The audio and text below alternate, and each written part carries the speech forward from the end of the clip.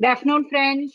It is Friday afternoon, and we are back with another episode of our Triple F webinar series, that is Forefront of Future Frontiers. This is a medical webinar series. We intend to bring you all the changes which are happening in the elite center of the profession to all the practitioners. So that is the intent with which we have started this webinar series. We are now in the end of episode number 8, series number 8, and today we will be starting series 9. That is about the role of technology enabled healthcare. So that is what we are going to explore, how technology has changed the face of healthcare. And today we are in episode number 43, and the most appropriate talk for any technology associated change we need to bring about is the change in the human element, that how we need to change ourselves as professionals. So we have a talk today on professionalism from theory to practice, and we have with us Dr. Balchandra Atkoli. Sir is the director of Center for Health Professions Education at Balaji Vidyapeeth, and he will be delivering this lecture.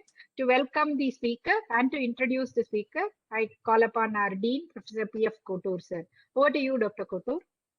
Yeah. You are the Yes. presenter, sir. Yeah. Yes, sir, I have. Oh, you have to make. Yeah.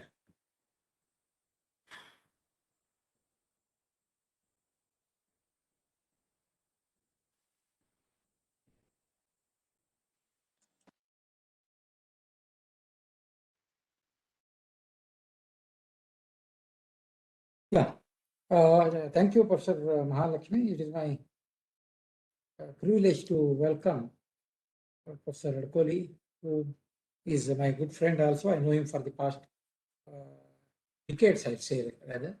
And of course, no more intensely when I came to Chennai and when I was associated with Balaji Vidyapeeth. There we had opportunity to, and in fact, in my earlier institution also, I was behind him to bring him to my institution. I'm talking about 3 decades back. And he will be talking on a very important topic from at all levels, at any time, and in any context. That is about the professionalism. And we teach our students at all levels, PG, even the teachers, colleagues.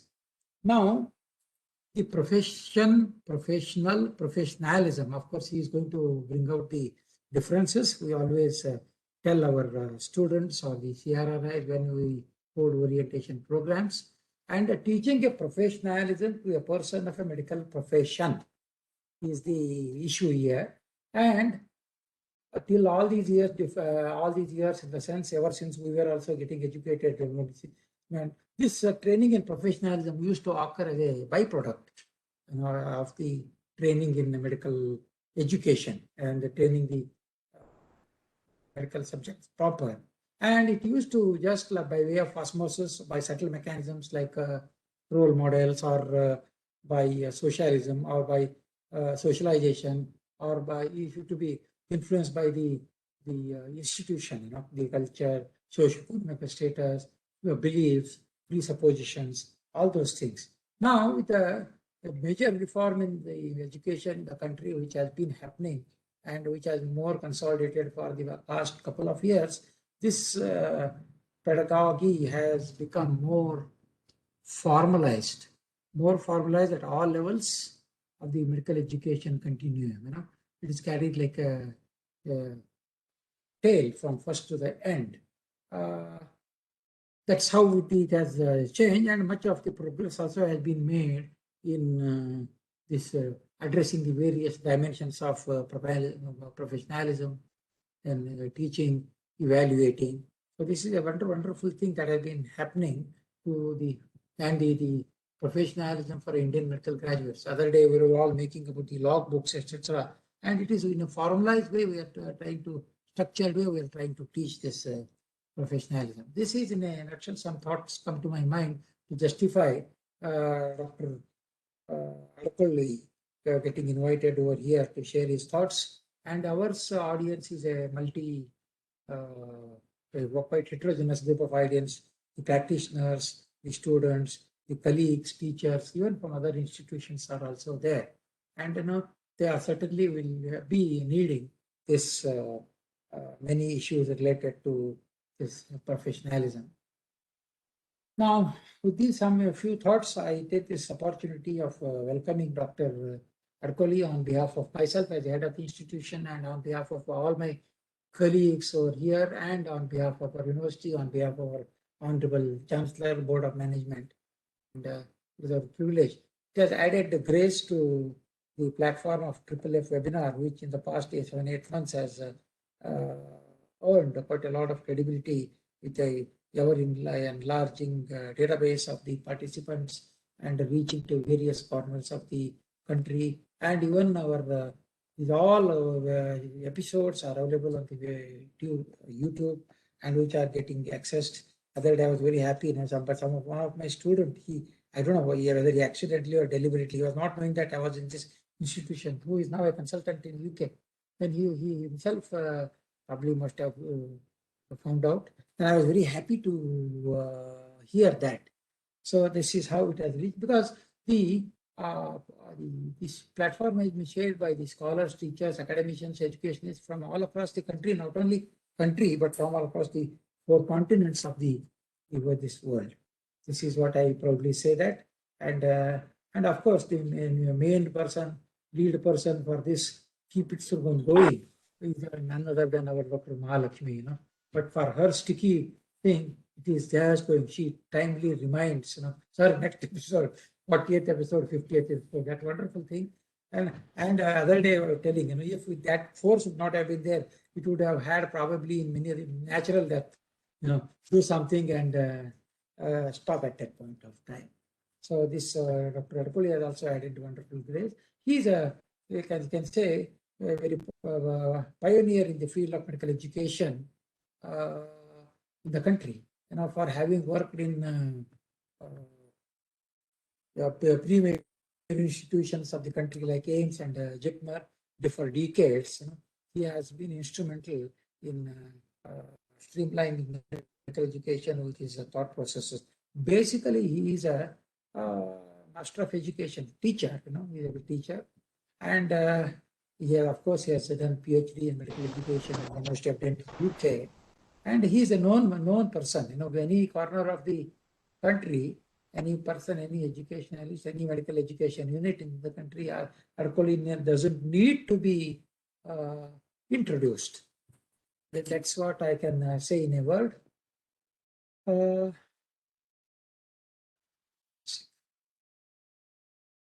And I already said he has centered human services in JIPMER, Pondicherry, and WIG Institute, National Institute of Education in AIIMS, New Delhi. Then he worked for the National Health Portal, Government of India, and Family Welfare. And he also worked as in the Middle East, probably establishing medical education in University of Dammam. The University of Dammam is a prestigious university. And this famous regional institutes at Ludhiana, then member of the Academy of Health Profession Education in India. And for the past almost now a couple of years, he has been associated with our Balaji Vidyapeeth, where he is heading the Department of Health Profession Education, and he has been instrumental in starting MPhil and PhD programs. And I was also part of it in this Satya Sai campus, and we had half a dozen of our staff members. They are enrolled under him for MPhil, that kind of a thing. So it's very wonderful. And he is also accredited educator for the Advanced Trauma Life Support, ATLS of India. So he's such a wonderful personality who is a full-time medical educationist, I can say that. See, we all are part-time. Our main subject is then Dr. Bhatt's subject is pediatrics. Mine is anesthesia, like that, Dr. surgery. But he is a full-time devoted person for medical education, and his thoughts over professionalism are quite indigenous and quite innovative and derived out of experience. Why I am talking this is, we had conducted on hands-on training or workshops a couple of years back in the medical education department in this one. That was a wonderful experience. It was quite liked. So this is about Dr. Adkoli. And I think I've covered all and of course about his publications, his books, his chapters. And I know he continuously will be writing. Now also presently he's writing many books. He is editing. Of course, his contribution to any journals. This is what is Dr. Kohli. I think now I'll respect his request not to go beyond this. I'll request Professor Mahalakshmi to take the further proceedings. Thank you very much, sir, for that nice introduction. Before we move on further, there's some housekeeping announcements for our participants. One is please keep yourselves muted so that the audio quality is good for everyone. And anyone wants to answer any question to be answered, please put it in the chat box. I also want to inform everyone that this program is being telecast live on YouTube. You can see that symbol on your screen, right upper corner. And also we are recording it for posterior use. Over to you, Dr. Kohli. The stage is yours.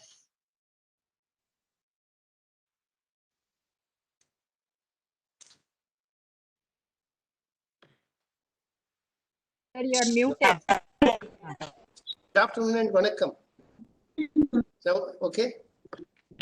Yes. First of all, I'm delighted to be here talking to an august gathering of scientists, faculty members, everybody, a cross section of academia.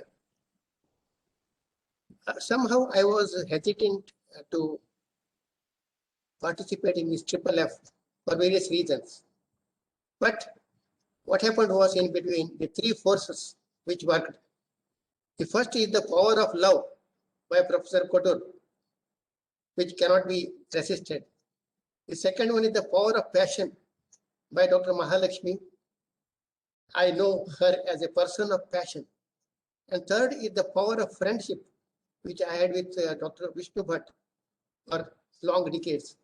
So these three forces actually made me, or rather compelled me, to come here and to deliver a talk on professionalism, a topic which is dear to my heart. So with that introduction, I think let me directly share my screen and we'll talk about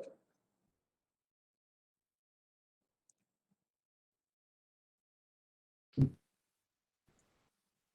Please tell me when my screen is visible.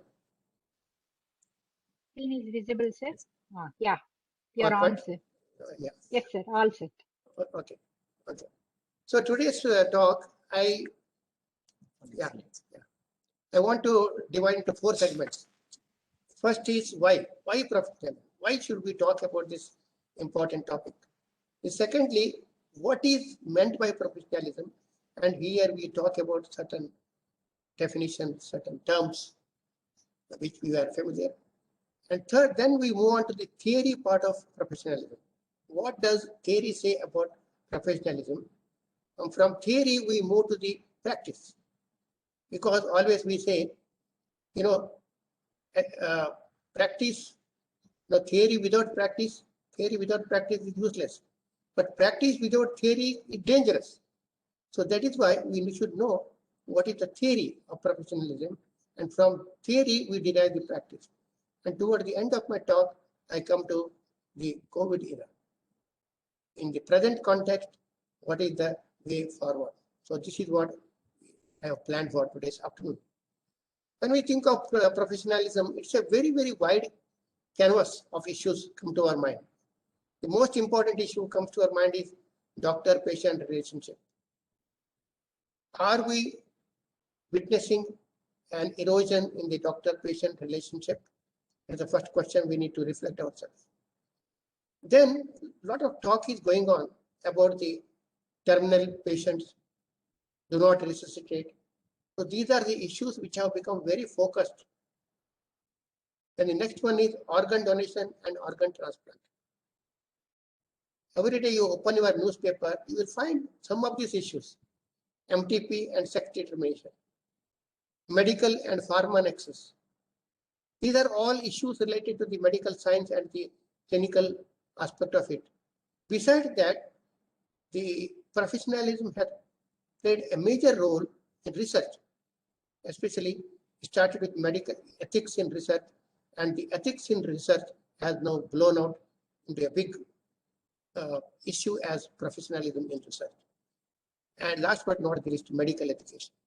So in medical education, we are talking about the, like a teacher-student relationship, the policies and the practices of teaching. In research, we talk about informed consent, the procedures, the methodology of research, especially the issue of ethical approval, which is very, very important nowadays. So broadly, professionalism consists of all these issues. So we are focusing only on certain issues because it is absolutely impossible to cover all the issues within half an hour. The question comes, is medical profession today under scanner? This is the question for touching our hearts and coming to the answer. All of us, I think you know, that today medical profession is under kind of an attack by the public perception. It's a public perception. And what are the reasons for that? We can think of various reasons. I have jotted a few reasons. You may agree or you may add and contemplate and meditate on these points. The diagnostics and the commercialization, they go hand in hand. Medical science has grown leaps and bounds. A lot of new diagnostics have come. Diagnostics are a matter of glamour for the people because they want, they say for every pill, every ill, there is a pill. So they want the cure, they want the diagnosis to be faster, they want the treatment to be met as early as possible. So all these diagnostics have come, but they come at a cost. There is the cost of production, there is the cost of investment, there is the cost of maintenance. So people do not understand that a person, what we call, let us say, a very high quality care hospital, so much investment it has to make for that kind of setup. But people, many times they block. Oh, they are charging very high. From where the charge should come? So obviously, this is a free market economy. Commercialization is going to be there. Nobody is going to prevent you from going anywhere in the world and to flourish. And we can't stop our young people from doing that. So money has its own role to play in any society for that matter. So, but these forces have created impression that medical profession is stepping beyond its ethical limits. So that's a question mark. Patient-doctor relationship. Obviously, we are all aware of the crowded OPDs everywhere, most of the places. The time taken by the patient, doctor, the doctor to examine, to ask, take history, it's absolutely difficult. So that kind of trust has gone in. So people now, the patients think that, they will see most of the time, the doctor will see the prescription slip. Then he will write down a prescription form. It goes to the lab. And most of the time, the patient and doctor, they don't really get a quality time for interaction, which is very, very fabric of the medical profession. So that is one reason for dilution of the profession. Then the consumer awareness. And consumer awareness and the media and the judiciary, these are again linked with each other. Obviously, we expect our consumers to be educated. There's no harm in that. But think of the media in which they are hyperactive sometimes. If the doctor does something, medical negligence, the next day it will appear in the paper in bold letters. They don't go into the issue of what could be the reasons for this negligence. Nobody thinks about it, but they say doctor has made, it is a criminal offense, something like that, going beyond profession. So even judiciary sometimes also, you can question. I have full respect to the judiciary, that's a different issue. But is our judiciary having enough of time, expertise, and inclination to really threadbare, go into the details and to call a spade a spade? This is a question. So we are trapped by many issues which have really led to the feeling that medical profession has lost its professionalism. But who should bell the cat? Obviously, today I'm going to make a forceful argument that It is a collective responsibility. Don't blame the professionals alone. The problem is, it's a holistic problem. It has so many ramifications. Then, but one interesting research comes. A study by Papadakis tells that students, who are involved in cheating behavior, later on, they are the ones whose degrees have been de-recognized. They are the culprits. So, which means that there is some predictive validity. The students who are unprofessional at the undergraduate are the ones who are likely to be engaged in malpractices. So, which means that we have to address the problem of professionalism at the early level, that is undergraduate level and the postgraduate level. Quickly, I am going to tell the meaning of profession. It is derived from the Latin word professio. Professio means public declaration of a promise. What is the promise? What service and what standard we can expect from the professional? Who is competent to deliver the service? And what are the charges and the fees commensurate with what he is going to deliver? So this is a general norm applied for all professions. But believe me, medical profession is quite unique. Because the catch here is that a doctor must treat a person in emergency. So this is a very, very vulnerable issue, especially in case of COVID pandemic. It has become a really a kind of a unresolved issue. How the doctor can protect himself? Has he been adequately taken care? Has he been given protectives? Or he has to say, you can't deny, you have to treat. So this is an issue which is for the introspection for everyone. To define professional competence, there are so many definitions. And I am picking up one definition by Epstein and Hundert, 2002. He defines professional competence. Professionalism, he calls it as a competence. This competence is a habitual and judicious.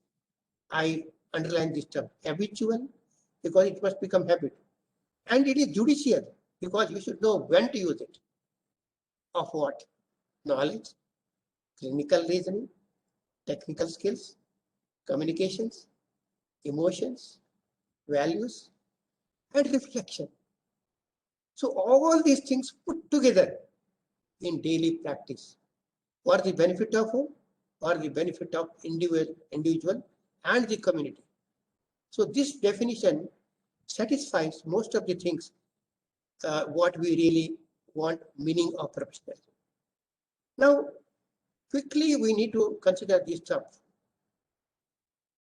These terms are all sometimes, what we call gray areas. First of all, the attitudes and values. See, every individual has some attitudes. Attitudes determine your propensity to behave in a particular way. Every person brings some values, isn't it? So values and attitudes are the ingredients in a person which determine his character, which determine his behavior. So these are totally individual. What about ethics? Ethics is the concept of right and wrong. Values and attitudes, good and bad. We say good moral character. So good and bad, they are very, very stable. But right and wrong is contextual, isn't it? Because, we say you have to be peaceful, we should love neighbors, we should love everyone. That is okay. But in times of war, you have to fight. So you have to consider the ethical issues of right and wrong. There are 4 basic pillars of medical ethics. I think all of you know it, so I need not go into the details of that. One is the patient autonomy. Patient is the supreme person for whom the profession is meant. So his decisions has to be respected. Then non-maleficence. Don't do harm to the patient in terms of very aggressive interventions, diagnostics. Don't do any harm. Beneficence. Give it the benefit. Whatever best you can do within the resources available, do the best for the patient. Last but not least is justice. Justice is very important because in our settings, we are resource constrained. Always, there are people in, waiting for Dr. Mahalakshmi, waiting for operations. Isn't it? An elderly person comes and the child comes, a VIP comes. So you will have to make a conscious decision of justice. Many times we take the approach of whether your action has to be rational. If you can, make a child survive, he has the better chances. So the justice is done to him.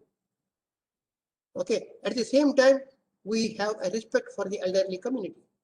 So in the COVID era, the government has taken a conscious decision to safeguard the interest of the elderly. So right and wrong is a matter of ethics, wherein we have to really take a call. When we come to this professionalism, it is beyond ethics. It is based on ethics, but it is beyond ethics in a sense. Here we talk about some of the value additions, some of the desirable practices, and the profession is decided by the regulators. The regulators say that, okay, for the medical professionalism, these are the value additions. These are the good attributes which we expect from the doctor. And the next one is law. Law of the land, we say. Everyone must fall into the place because law of the land is most important. There is no question at all. So, to summarize this slide, individually, we are concerned about our values and attitudes. Collectively, as a medical profession, we have to take a call on the best practices, and universally, we have to safeguard our laws. Now, we will have a small exercise. This is the only, chat. So I will request James to help me out. What you need to do is you reflect for a minute and list the attributes. One point you can write. What you expect from a truly professional doctor. I think about, shall we give 2 minutes, Dr. Mahal? 2 minutes, please. Yes, sir. Yes, sir. We'll give 2 minutes. Yeah. Let us see, because this is a very interesting exercise.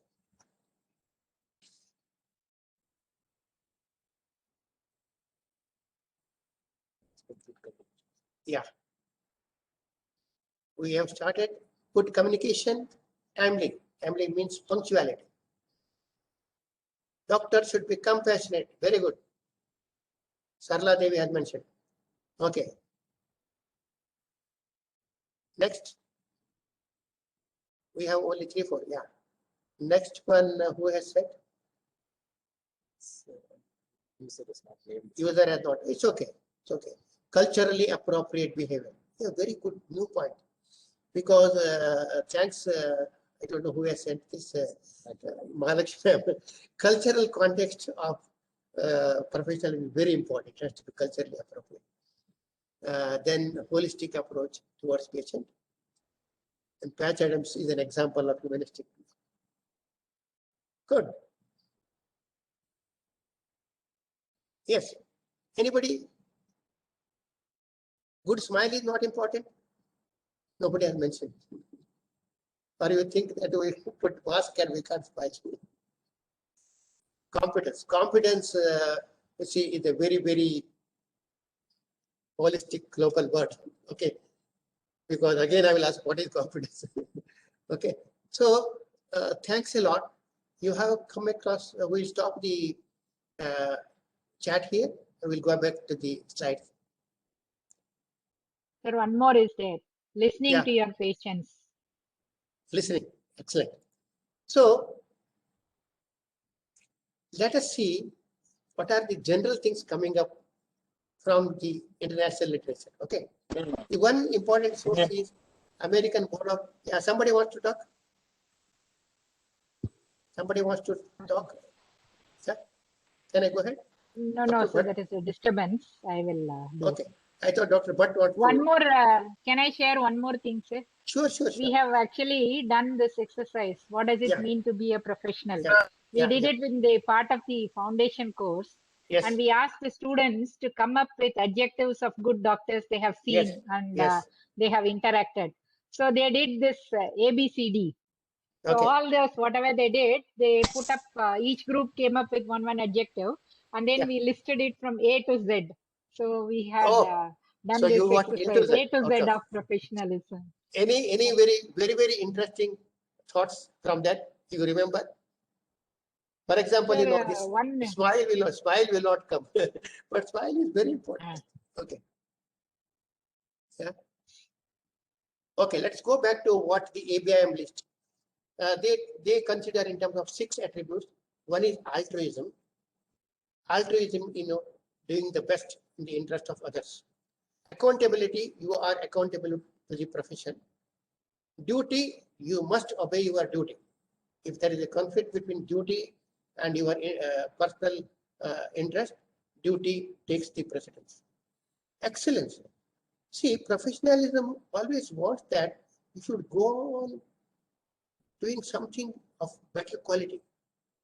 See, quality assurance is at the level of, okay, you are assuring quality. But should we stop at the quality assurance level?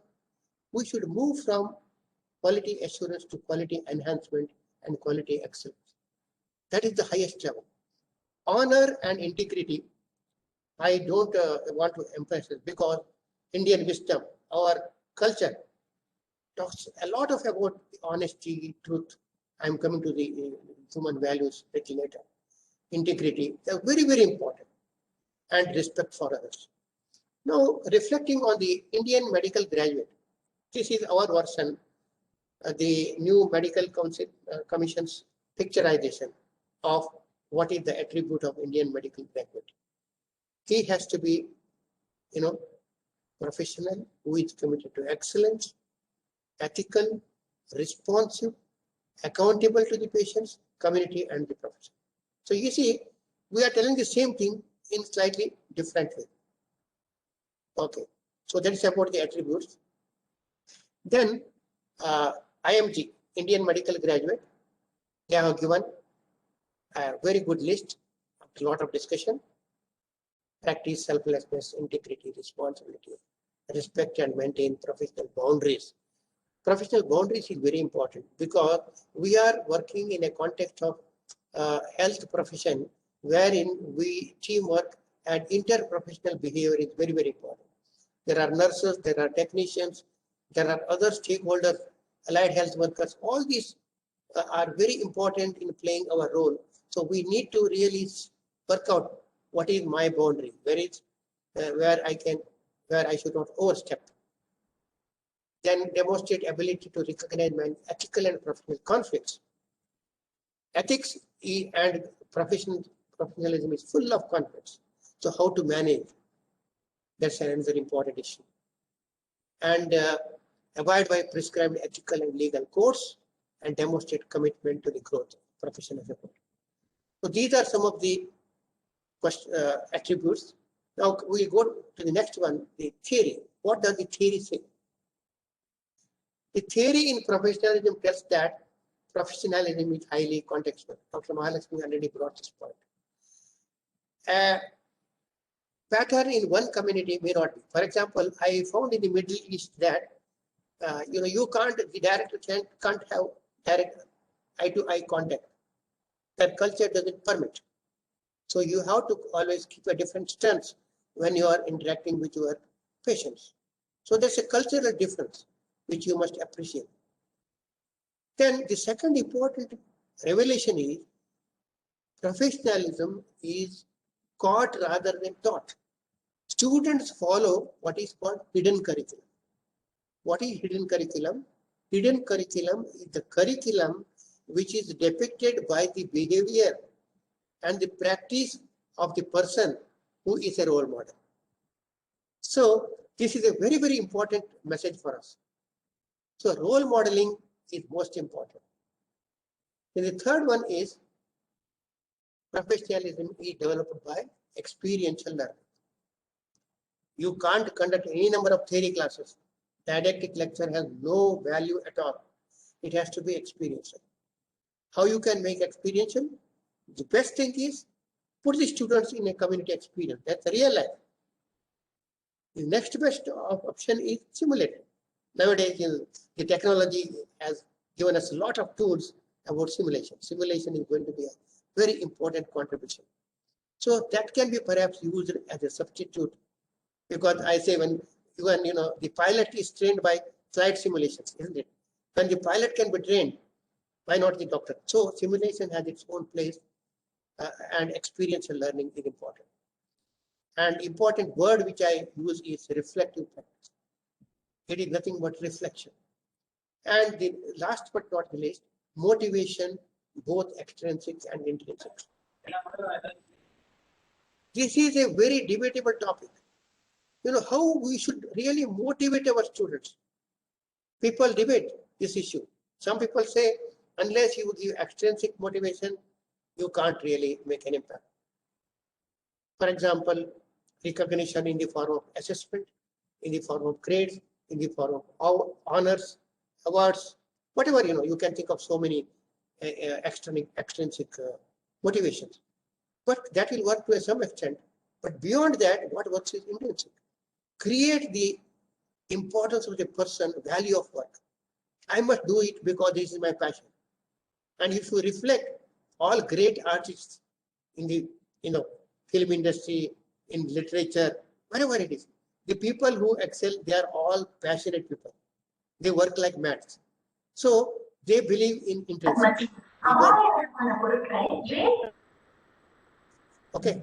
Now here I use the word how you can provide motivation by feedback and mentoring.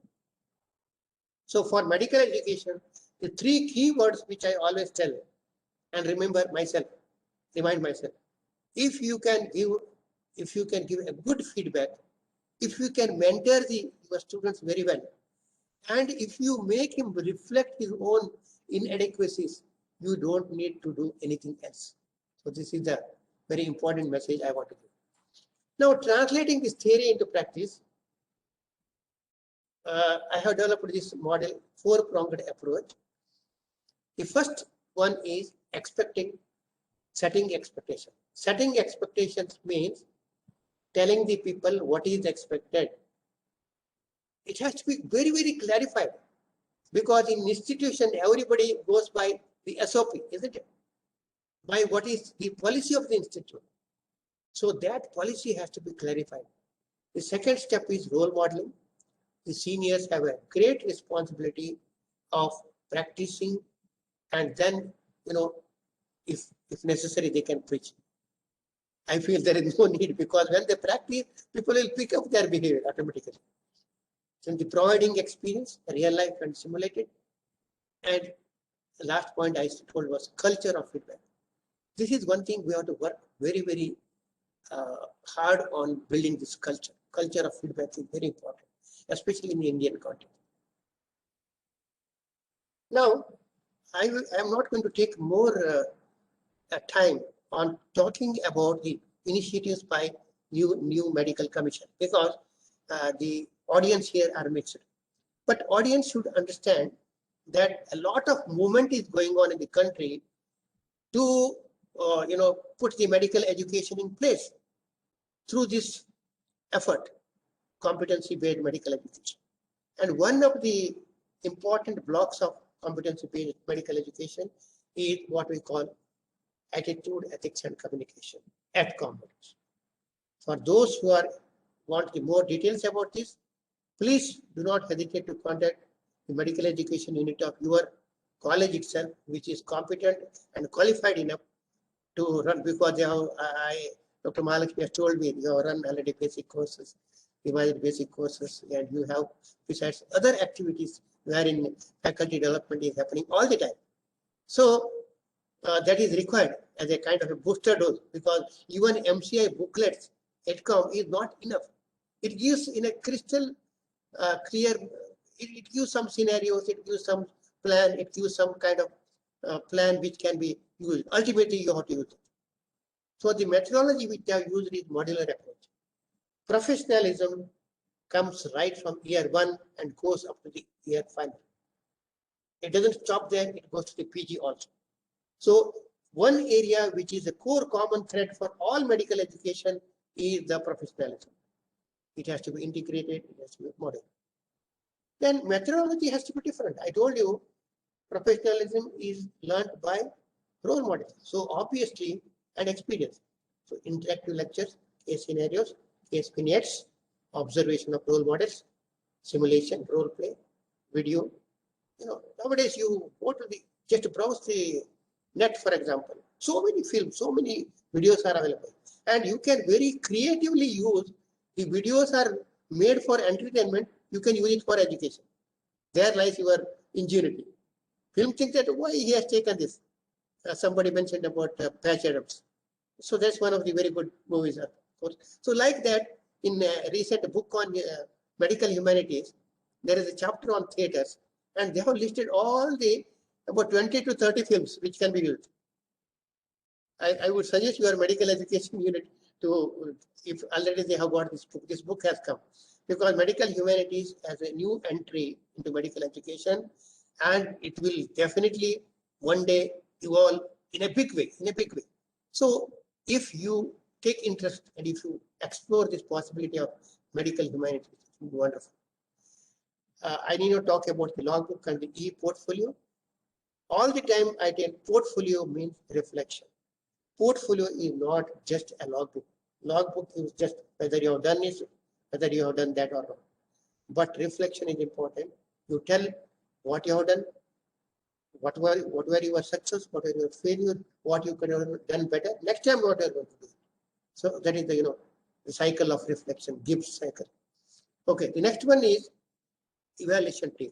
The evaluation. In evaluation, the biggest lesson which we learned over last 20 years is that evaluation has to shift its focus from summative to formative. Internal assessment, of course, it plays the role of formative assessment. It's also very important. So formative means the teacher controls. It's a kind of day-to-day interaction. You talk to the students, you explain to them. So this kind of feedback and the formative assessment will be more interesting. And don't think that you have to give feedback only in the classrooms. Give it in the canteen, give it in your movie clubs, give it in the hobbies. So whenever you can, in fact, ideally, I don't know, you must have already done. Mentoring is already practiced in so many colleges in paper, but mentoring has from paper, it has to go to practice. So there you have to, open a new window. You have to say out of the box solutions. You have to make, friendship. You have to make collaboration. You have to connect the people. So their communication and going to the level of the students becomes very, very important. And last but not the least, faculty development.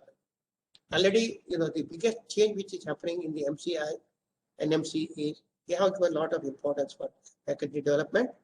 They have done a huge work in terms of quantity and the number, but now it is time to really reflect ourselves. Is our faculty development making an impact? Why it is not so? If it is not so, what can be done better? I am skipping this one because these are the details of the ADCOM modules, which is not very important for our discussion.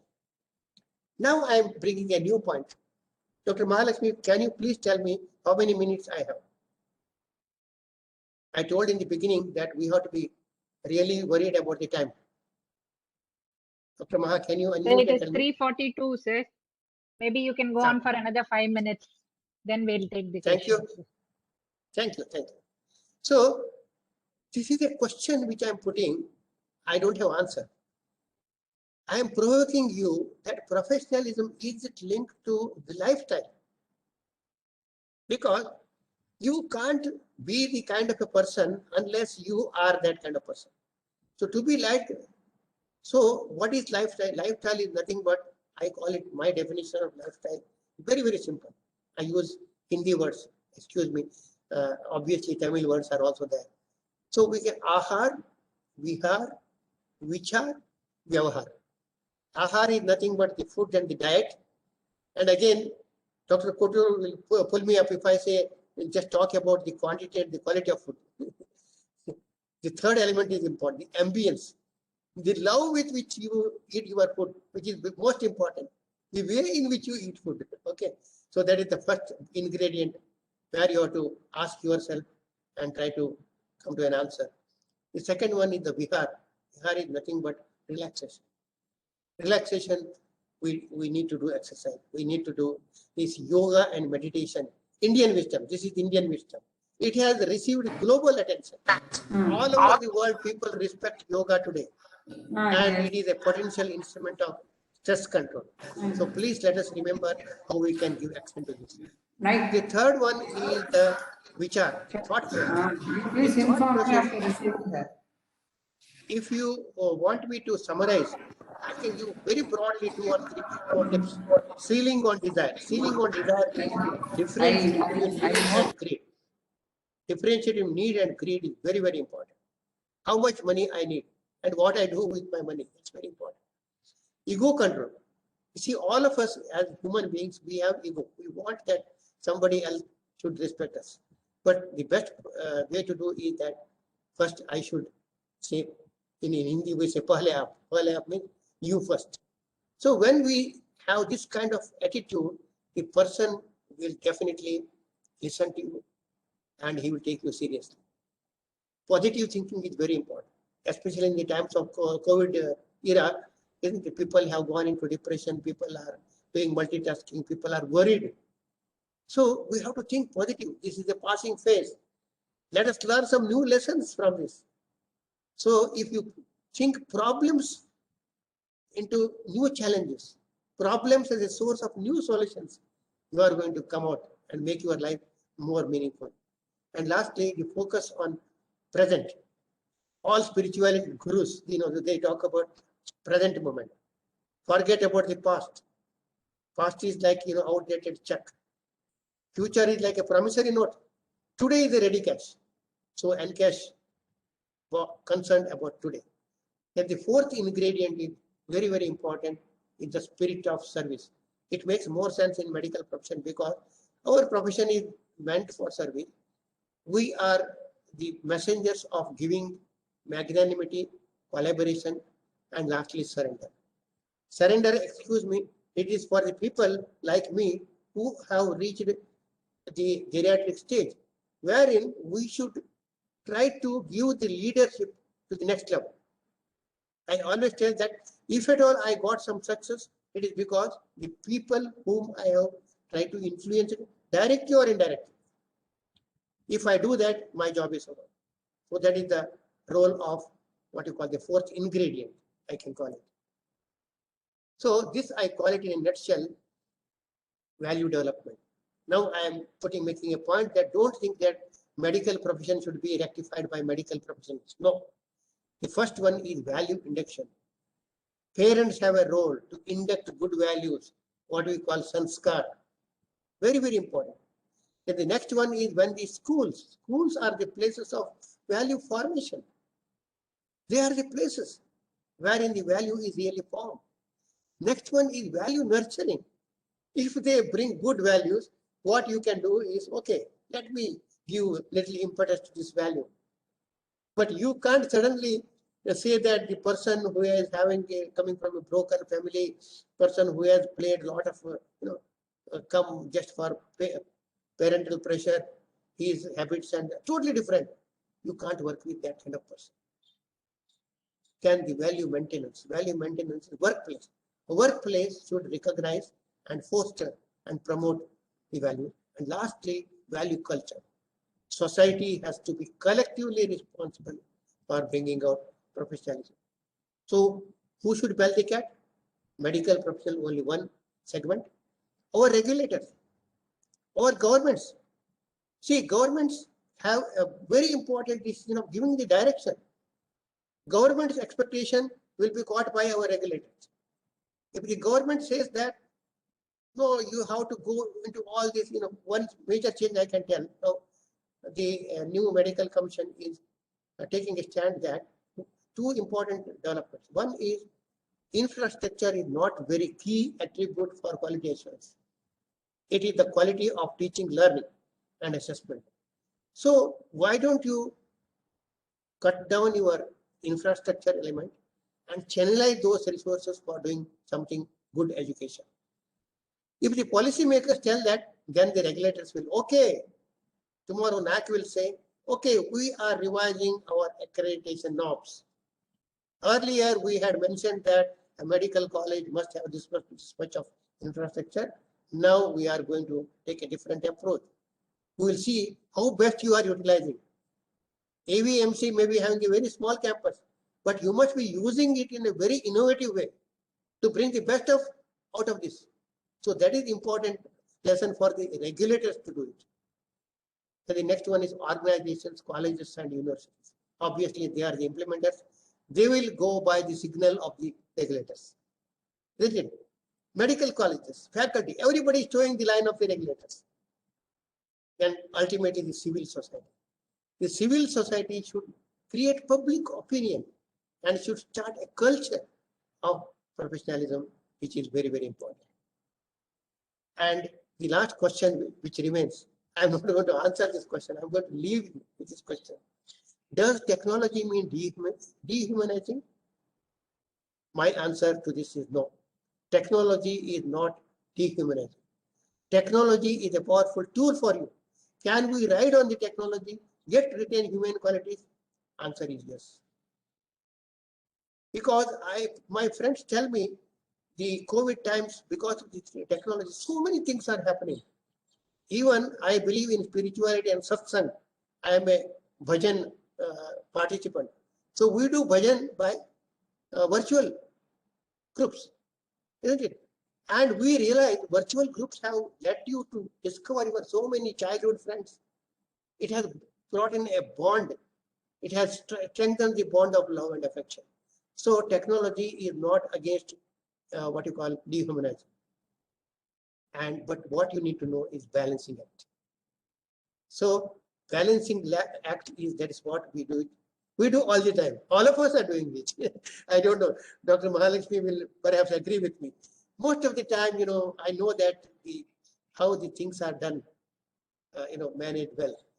So my message in a very polite, let us keep our good strengths together and let us try to really bring credit to the profession.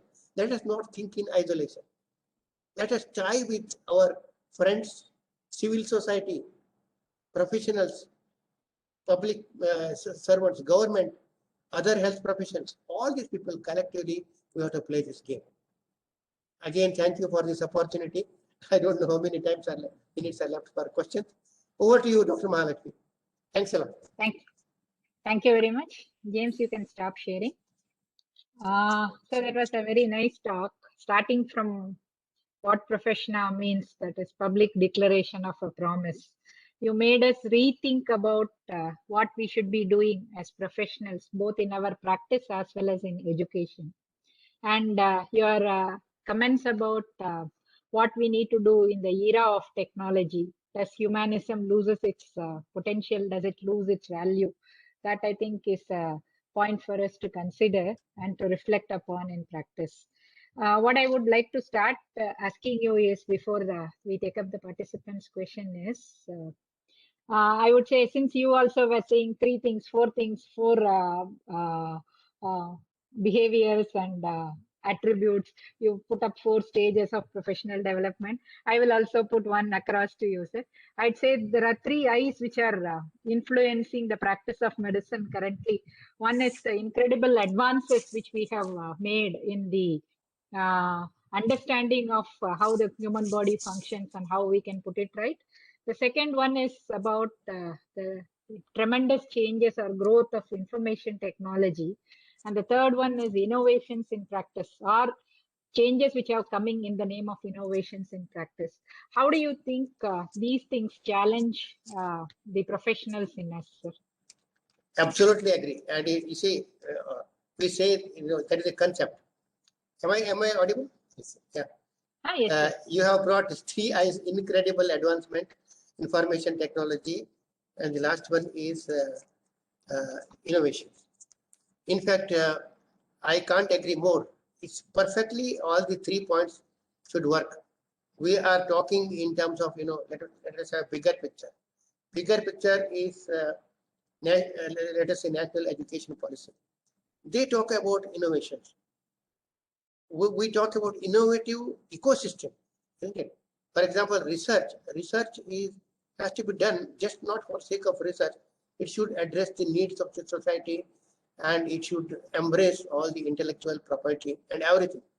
So innovation holds the key. Information technology is the vehicle, and the what the first one, incredible advancement. That's also important. Now, how to do it? We have to do our own pathway. That requires a wider discussion between the leaders. But keep your ideas alive and try to express it, and let us share it in the bigger forum so that we give a wider choices to your voice. Thank you. Thank you, sir. Dr. Vishnu There is a Bhatt, Dr. question. Vishnu Bhatt is silent. Yeah. Question. Okay. There's a question from Dr. Deepthi Shastri from Salem. She's asking, Oh. sir, can you please elaborate on the term cognitive domain as mentioned in the foreword written by Dr. Jayashree Mehta in the ATCOM module? How would it relate to professionalism? Cognitive domain. Yes, some people say earlier we used to tell cognitive, psychomotor, and but I don't believe in the kind of you can always introduce a new term and you can make it popular. Then you can bring in the issue. 9, 3, 10, 10, 3, 9, 11, 5, 3, 12, 3, 1, 13, 3, 8. So, Dr. Deepthi, do not be bogged down by the terminology. Okay, what is important is the way in which you use the terminology. Isn't it? Somebody was talking yesterday. We had discussion about Bloom's taxonomy. Then there was discussion about Miller's pyramid. Then there was discussion about Dreyfus model. Okay, all these models are trying to just give you a tool for bringing competency. Okay, how you bring it. So to me, actually, competency is one word. You can't even break. Okay. So that is what I think. So it is your individual way in which you try to explain, try to conceptualize, and go by that. No issue. Thank you. Thank you, sir. There is a question from Dr. Vishnu Bhatt. He says that now we are addressing professionalism as longitudinal module across the entire course. He wants to know, like, by increasing the number of students across the course throughout, no, sir, the training is made much more difficult. So he wants your comments about this particular aspect. Can we still satisfactorily train with increasing student numbers across all batches? Yeah. The answer is yes. Because I think, you see, the technology is again teaching us new methods of how to even engage students into small group discussion. In the beginning, we had no idea about, we thought Zoom meeting means 200, 300 people. Now you have come out with devices like breakaway group. The only point is, what we require in medical colleges is you have to redistribute the roles of the faculty. It will not work the way in which, there is a specific, you should have anatomy department this much, physiology department this much. No, I don't want to call it even department of anatomy. They are all the faculty of medical college, isn't it?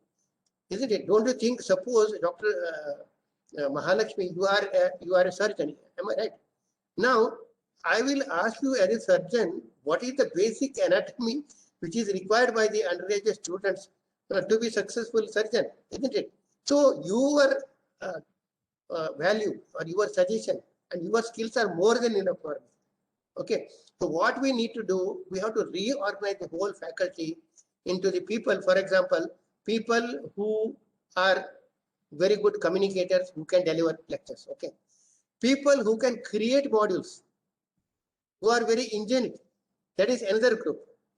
Then people who are just content experts, they bring content with them. So suppose you come together all these in different permutations and combinations and try to work out medical college as a factory, wherein just do reassembling. What I'm telling you is not immediate solution, because tomorrow you will ask me, sir, do you think NMC will allow us to break the faculty, Dr. Bhatt is already smiling. So there, what is important is the institutes like AIMS, for example, they are meant for making new experiments. Isn't it? Why they should stick to the normal pattern? They should try to break this, the departmental groups, and try to make it totally. Even, Dr. Maha, if you remember, you already made some efforts in during your tenure of STEP curriculum, bringing the people together. So I think the solution is, I know it is difficult, but it is not impossible. When we can face the COVID situation, doing curriculum of MBBS is nothing. It requires firm commitment, but the mindset will again, because we think that tomorrow, suppose I am a pediatrician, if I am supposed to do anatomy, to taking a tutorial, what will happen to my expertise? Will I lose my credibility? So these sort of questions will come.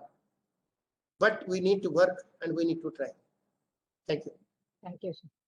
So Dr. Kotur, do you have any comments or Yeah, Dr. questions to Dr. Kotur, Kohli? he has to give judgment now. He has to give judgment because Dr. Bhatt raised an issue and I am very thinking in a positive way, but you have to take a balanced call. The last slide which I showed. Yeah, thank you, Dr. Arcoli. The complex topic of professionalism, you have tried to simplify and clarify, and the concept you have given. Now, I have certain thoughts to make in this occasion. We all know that professionalism is a multifaceted entity, and it is context sensitive and works better in the real life situations. That's all is fine. Now, our regulating council, erstwhile MCI, now NMC, has been talking about this ATCOM earlier, 8COM later, has been happening. Now, presently, now we are in the task of forming one longitudinal logbook for our students here. Of course, Mahalakshmi is a part of it. And when that ATCOM comes, all the staff members, irrespective of which department they belong to, and irrespective of the level, they only say they think that it is a job of the MEU, the teaching is everything. Then I was realizing why so.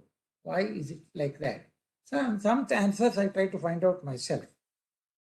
One thing is, see, this professionalism is dependent upon various presuppositions, belief, the way you are brought up, the way cultural environment, social environment, educational environment, political environment, all these things will have one kind of a bearing or the other right from the time of birth of growing up and all. When such is the situation, you bring one 17-year-old medical student who has already firmly rooted beliefs, suppositions, etc. during the course of his growth, that is presented here in the medical college. And you start preaching in the ATCOM module, when there is a saying in my language, if the tree cannot be bent when it is small, it can never be bent when it is fully grown up. So we are presented with adults and you are advocating from horizontally, vertically, cross everything. What is going to happen? See, do you think this advocating, intensely teaching, assessing, professionalism, all these 5 years, logbook, portfolio, do whatever you want, all somersault. Then finally, do you give guarantee that the doctors will be truly professionally qualified? Doctors will be truly professional. So this is really a thing. This is one thought that is coming to my mind. Probably you might share some thoughts on this. Second thing, I always, whenever I try to have some platform to share professionalism, I always quote that book of Subrata Bagchi, that story of one Mahadeva. And there, a destitute boy who turns out to be a person who will be burying the dead bodies of a destitute, unclaimed dead bodies abandoned by the police, and they will go, that one, with a professionally qualified, the one who wear professional dress, and the inspector of police. And the comparison I always quote, that means to be a true professional qualification is not required. This is one very bold statement I always make. So these thoughts come to my mind. I know I certainly want Dr. Bhatkuri to respond to my first this one. Even the 18 years old adult is presented to get him metamorphosed into a true professional by the medical teachers who themselves have got so many issues here. So what is the what do you think in this? I'm not a negative person. I'm always a very positive person. Don't classify me as a pessimistic or anything. Yeah.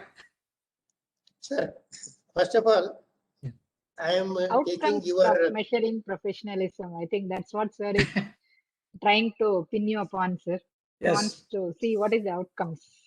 no, Dr. Maha. Yeah, exactly. I was also talking about the same thing. This new curriculum, entire thing is quite new. First year, we need really evidences. We need to work on this. It was done in a hurry. Actually, this curriculum was not made for the way in which we are doing now. So the another element, suddenly the COVID came. So at this stage, there is a lot of confusion, and you have more reasons to doubt what will happen, what type of product will come out of this. But the only way out appears to be, because there are some changes which have happened. Otherwise, we could not have even thought of attitudes, everything. Now at least people have started. Yes, it is important. But the question comes, what is the way? Strictly, should we go by these modules and do it? Or tomorrow, suppose I can say that long back in Vellore, there was one Dr. Chandy or somebody. He told that you give me 3 nursing students, okay? I will make them MBBS doctor within 3 years. Then he told you take a test. So Professor Kotur's question is that how you will prepare and how you can say the product which you make are really professionals. So this is $1 million question. It can't be just answered that unless somebody starts it, proves it, isn't it? So again, the way forward is to not to go back, reverse, retrograde, but to work on that. In what way we can improve the outcome models? Isn't it? If you have a better system, because Mahalakshmi, you may come out with different ideas. After all, what is important? Ultimately, your graduate has to be professional. Okay, so that is how we should try to look at it. And secondly, I think, sir, your second question was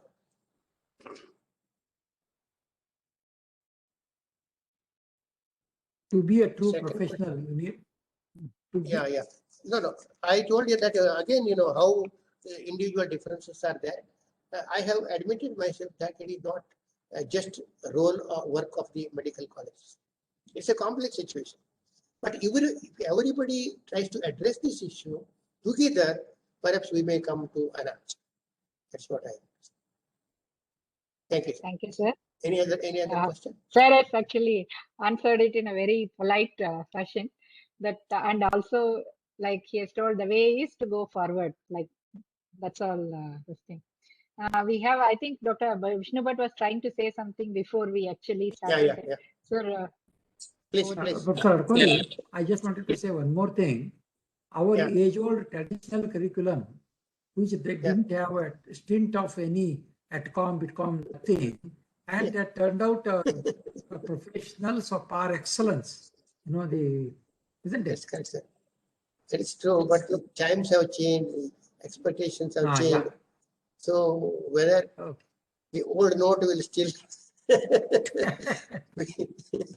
I think basically what I feel is when we take students also, we are not looking at their attitude and thinking. Now we conduct entrance examination and selecting them. Not that everybody who joins the profession is really inclined to that profession. So if we can add something to the selection, which I and you do not have any role to play, but I think we can train them better, because individual motivation, individual thinking is also important. We can only bend a item which can be bent. We cannot bend if it is going to be very stiff. So the personal inclination is also important. Of course, we do not directly have any role in that. We should try to help whoever comes to us. So whatever is available, we need to train. My question or my doubt was that increase in the number we have to train are larger. Like if you take olden days, teachers will be in good number and the students will be less. So the personal attention can be given, which may be difficult. As you rightly said, maybe grouping the teachers of all specialities, putting them, distributing them, probably may help in a way to move forward. Because ultimately it has to be the hidden curriculum which we are talking. So that hidden curriculum, how to bring it out and train the students is probably is important. Anyhow, Absolutely. Yeah. Now you have brought in a very important issue of selection. That is a, we have to address because it is a policy issue. Okay, so we can say in what way we can really bring into the fold the students who are motivated and have a good aptitude. And but some people are trainable and changeable. Some people will change over the years because what is happening, the biggest discovery in professionalism is that students who enter the first year and clean slate, over the year they become cynical. This is another theory of professionalism. Why they lose? They lose whatever they have got because they have seen wrong models. Again, why wrong models? Because wrong models have seen the wrong model of the public expectation, isn't it? We don't know really who is a hero, isn't it? So obviously, we are in a very tricky situation. Selection is an important issue, but we need to address it. Thank you. Thank you, sir. That reminds me actually of one very nice presentation by CMC Vellore principal. He was in that JIPMA Medukon, last Medukon when it was held. So he spoke about their selection process. And in fact, if you remember, they actually held out to NEET. They refused to admit students for 1 year, saying that their selection system is not bent based on the merit scores of the students or entrance examination scores, and they wanted their own selection process where they look at commitment and willingness to serve and all as criteria for getting the seats. So I think there is lesson in it for all of us to take it, but also we need to be pragmatic at this stage and accept what comes in our way and try to help them. I see Ambujam Madam, our Dean from Karaikal, is actively listening. Madam, do you have a question for Dr. Atkoli? I think they are doing good work. He is muted, I think. Yeah. I appreciate their work because I know that they have started new and with fresh mind they can take up so many issues. Okay. So if there are no further questions, Dr. Atkoli, thank you very much for that thing. I think the message or the take-home message for this is that we need to build up value systems because that is what finally is going to stay. Culture is something which is very important because culture is something which is going to stay for a very long time and it doesn't go. As Einstein says, right, that everything that can be measured or it can be counted, no, necessarily don't count, and everything which can be counted doesn't necessarily need not be counted. So that is what value systems and cultures is all about. And we need to bring in a culture of professionalism. We need to bring in value of altruism and service to our professionals, and which needs to be translated into what we practice in everyday life. So I think that is the message what we have got from today's lecture. Thank you very much for your wonderful lecture, and we are indeed very happy. And I thank you on behalf of the Scientific Society of AVMCH and also the VMRF University for having shared your knowledge and expertise with us in this particular topic. I want to thank everyone, including James, who is helping me. Otherwise, I Dr. won't. Adkoli. Yeah.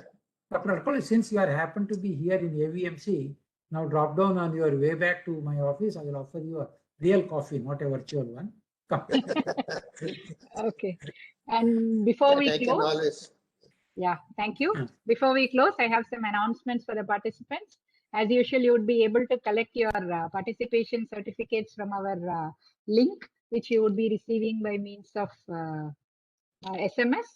And also, I would like to remind you that next week, that is next Friday, April 2nd, happens to be Good Friday. So there will not be any FFF webinar on that day in view of the religious holiday.